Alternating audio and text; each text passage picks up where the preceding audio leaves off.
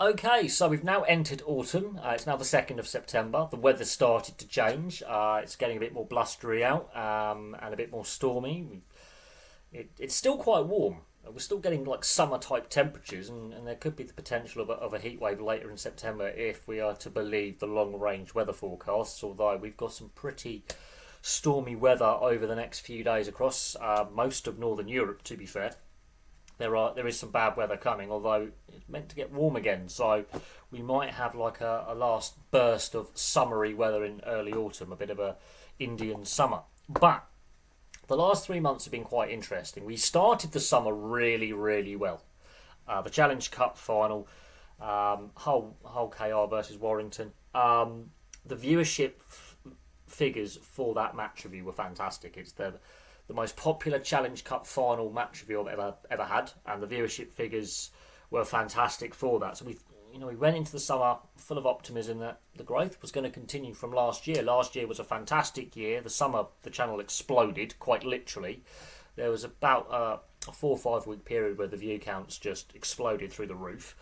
And then for some reason June and July became a bit of a grind.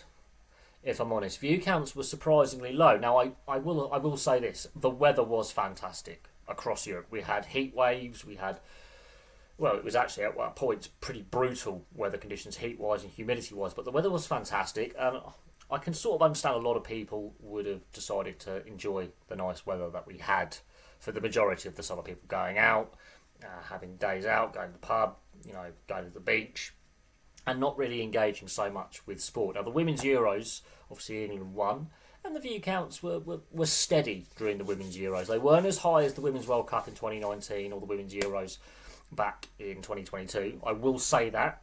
They were down on previous Women's Euros and World Cups that I've done match reviews for.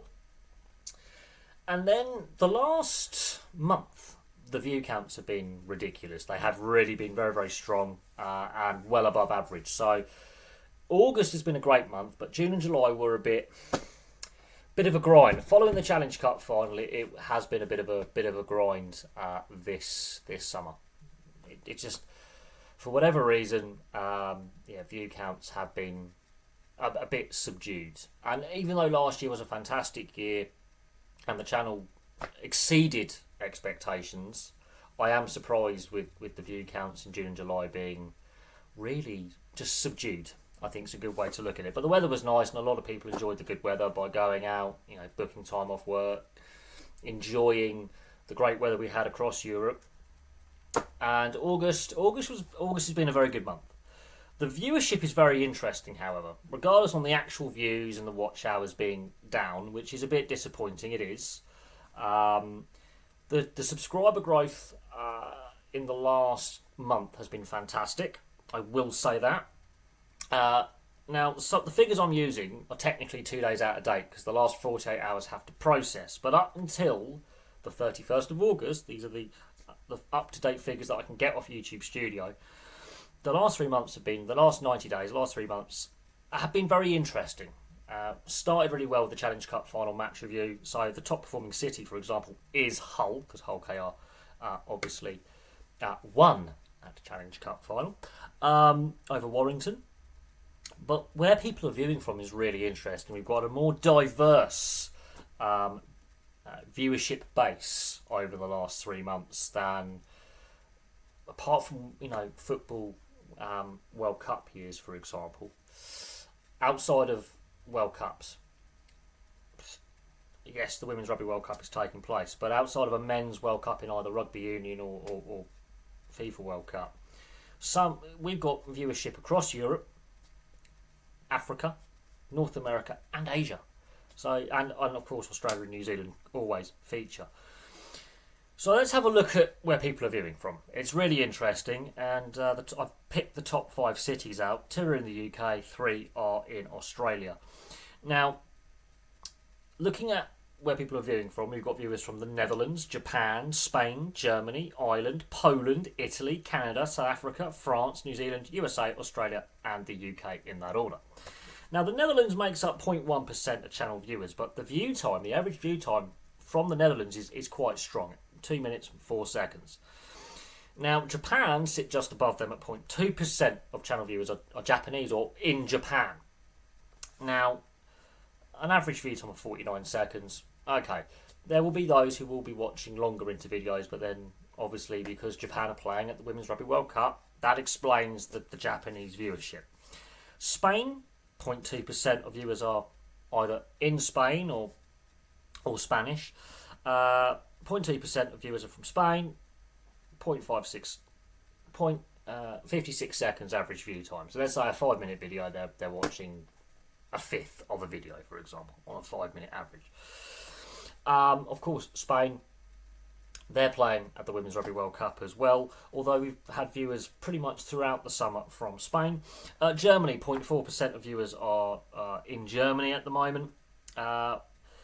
1 minute and 19 seconds on average for channel viewers from Germany. Although the last 2 days, obviously, Erik ten Hag has been sacked by Bayer Leverkusen. So if I was to do this video in 2 days' time, hypothetically, I would expect those numbers to have shifted somewhat. I mean, the last 24 hours, that video has performed quite well when it comes to managerial sackings. Not the best performing managerial sacking video, but it has come as a surprise that Erik ten Hag has been sacked after just 3 regular season games, not including the pre-season friendlies that Leverkusen played in.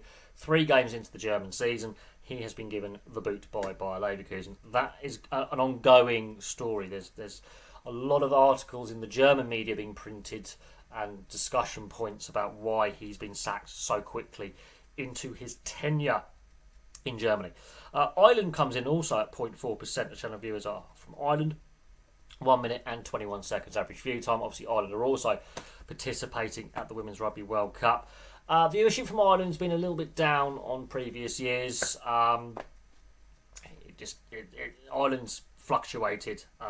This year, our viewers from Ireland are down on previous years. It just happens. But Ireland's always got viewers regularly, and it's always regularly comes up when I do these videos. Ireland regularly comes up in these national lists. Poland's an interesting one. I wasn't expecting Poland. I've done no Polish football club histories, for example, or talked about any Polish athletes or football players or anything like that. 0.5% of channel viewers in the last 3 months are from Poland, and I find that one interesting. Or they are in Poland right now. Only 29 seconds of average view time. So obviously the algorithm's hitting Polish viewers. Some are obviously a lot of watching more than others, but there's quite a few who just click on a video, not interested, move on, but it's coming up in their recommended playlist for some reason. For some reason the algorithm's hitting Poland lately. Italy makes up 0.9% of channel viewers and 1 minute and 5 seconds average view time. Occasionally, every so often, I get Italian viewers. It just happens. I get viewers from Italy every so often. Obviously, Italy are currently playing at the Women's Rugby World Cup, although they're not going to make it out the pool stages, sadly. But they are currently playing at the Women's Rugby World Cup. 1 minute and 5 seconds average view time. I've always had decent viewership from Italy, but again, it's one of them where every so often there's a surge of viewership from Italy, normally around international World Cups like Rugby World Cups and Football World Cups and Euros. Canada, 1% of viewers are Canadian, 1 minute and 58 seconds. So Canada lately, the viewership from Canada is up from where it was last year. Last year, Canadian viewership was struggling. Canada's been viewership from Canada in the last year especially has definitely grown, but in the last 3 months it's been pretty steady. So getting a fair few Canadian viewers lately. South Africa, 1.1% of viewers are from South Africa or in South Africa. Only 47 seconds average view time, but I do have a fair few South African subscribers, and they're doing quite well at the Women's Rugby World Cup right now. They are through to the quarterfinals. It's just going to be interesting to see how far this South African side can get in the Women's Rugby World Cup. But I've always had decent viewership from South Africa. France is a really surprising one. 1.2% of channel viewers are in France, or French. 1 minute and 11 seconds average view time. But again, I've always had pretty decent viewership from France. Doesn't matter if it's football or rugby union or rugby league. French viewers, they engage well. And considering that, obviously, English is not as widely spoken in France as it is in other European countries, whenever there's rugby content, they seem to engage really well. And I've actually got a lot of subscribers from France who are really massive rugby league fans as well. They do like their rugby league in southwestern France. New Zealand, 1.2% of channel viewers are from New Zealand. 1 minute and 35 seconds average view time. New Zealand, look, they're doing quite well in the Women's Rugby World Cup. Although I would say the Black Ferns performances, they've been a little bit clunky, I will say that. But of course, Brandon Smith getting into hot water with the Queensland Police, and the New Zealand Warriors battling for a top 4 spot in the NRL is going to be quite interesting to see how the Warriors season pans out with the final round of the regular season taking place this weekend. It's going to be interesting to see how that all pans out. And of course, we've got the Pacific Internationals in Rugby League at the end of the season. I've always had strong viewership from New Zealand. Auckland's one of the best performing cities in the channel's history, so always strong viewership from New Zealand, and it's good to see them back in the top 5 of viewership when it comes to nations. The USA, solidly third, 3.9% of channel viewers are from the US. An average view time, which is really interesting for the US, really surprises me that it's higher than Canada for the first time in a long time. 3 minutes and 3 seconds average view time from US viewers.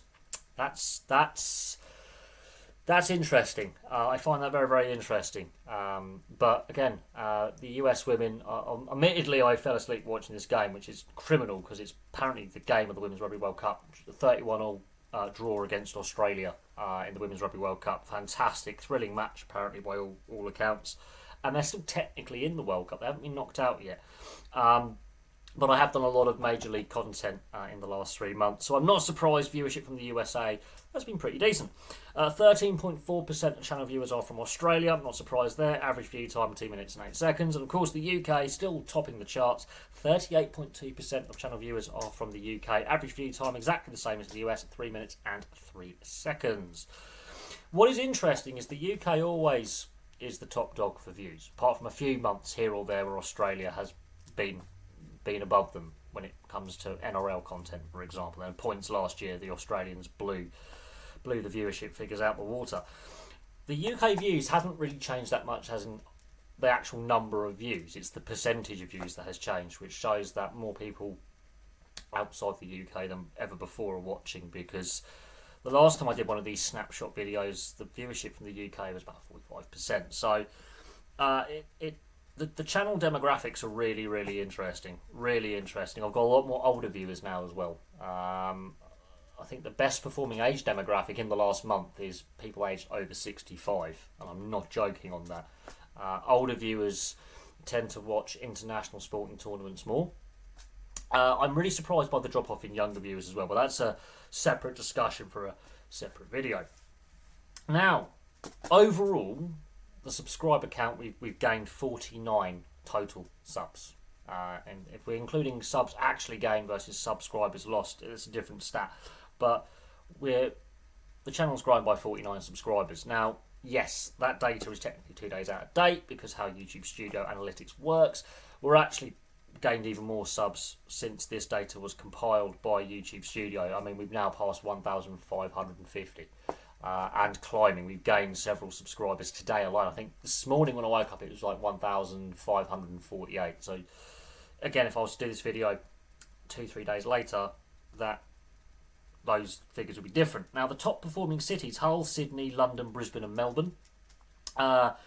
I find Melbourne a bit of a surprise. 0.4% of channel viewers are from Melbourne. Only 31 seconds average view time. Obviously, content's getting recommended to Australia. It's on people might have autoplay on. People from Melbourne. They're more probably AFL than NRL fans. They dip in, they dip out. It happens. Brisbane at 0.9% channel viewers from Brisbane. I find that one really interesting. 1 minute and 15 seconds average view time. London, 1.2% of viewers from London. 4 minutes and 4 seconds average view time there. Sydney, 2.1% channel viewers are from Sydney, New South Wales. 1 minute and 54 seconds average view time. And Hull, the best performing city over the last 3 months. 2.2% of all channel viewers are from Hull. 3 minutes and 52 seconds average view time. So I thought there were some interesting stats to look at. But discussing the last 3 months, as I say, this last month, things have been really, really good. Knocking knocking the watch hours, the average view time, subscriber count, views, all out the water. All those stats are all up. Subscriber growth up. Everything is doing really well. But we're still basically picking up the slack from June and July. I mean, they were grinds, and it was disappointing that the channel didn't perform as well as I hoped earlier in the summer, following a positive start at the end of May, beginning of June. It's just been overall a very tough summer. I think the weather's had something to do with it.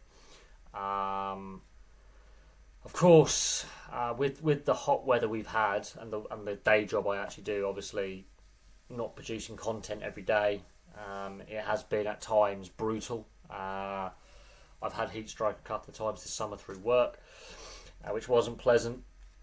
And this summer's caught up with me a little bit, and I think the weather has actually impacted the channel. If the weather was crappy, ironically, when the weather hasn't been great, the view counts are actually higher on the channel. Like the last 2 summers, the view counts have been higher because the weather outside's been crap. We saw similar views in 2022. The view counts were not as strong as 2023 and 2024. So I think the weather's had a part to play in the last 3 months' channel views. But as I say, the last month the channel's performed really, really well. The view counts over the last 2 days are really strong, very consistent. You've got some really good growth, some good engagement, lots of new people in the comments section leaving comments. And we'll see how September goes, October goes, and November goes. We've got a lot of big sporting events coming up in the next 3 months. So really looking forward to the rest of September, October, and obviously into November when we have the England Australia Rugby League Ashes series, 3 tests. That's going to be 3 fantastic test matches to look forward to. I think all 3 games now have sold out, which is really good to see. And we're having a rugby league test match at Wembley between England and Australia for the first time in a long time. So that's to look forward to. But from me for now, thank you very much for watching. Place your thoughts in the comments section below. Place where you are in the world. What country are you from? Where are you watching from? What city you're watching from? It'd be very interesting to see where people are watching from and such, because some of the countries are fantastic that we're getting viewership from. But for me for now, thank you very much for watching, and I'll have some more content for you all very, very soon.